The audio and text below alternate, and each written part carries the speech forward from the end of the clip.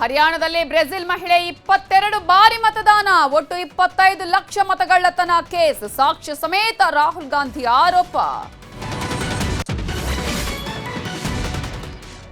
ರಾಹುಲ್ ಗಾಂಧಿ ಹರಿಯಾಣ ಆರೋಪ ಸುಳ್ಳು, ಬಿಹಾರ ಚುನಾವಣೆಗೂ ಮುನ್ನ ಇದೊಂದು ತಂತ್ರ, ಎಚ್ ಫೈಲ್ಸ್ ಅಲ್ಲಗಳೆದ ಕೇಂದ್ರ ಸಚಿವ ಕಿರಣ್ ರಿಜಿಜು. ಬೆಳಗಾವಿಯಲ್ಲಿ 7ನೇ ದಿನದ ಕಬ್ಬಿನ ಹೋರಾಟ, ಸುವರ್ಣಸೌಧದ ಬಳಿ ಹೆದ್ದಾರಿ ಬಂದ್, ಇತ್ತ ವಿಜಯಪುರ ಬಾಗಲಕೋಟೆಯಲ್ಲೂ ಧರಣಿ.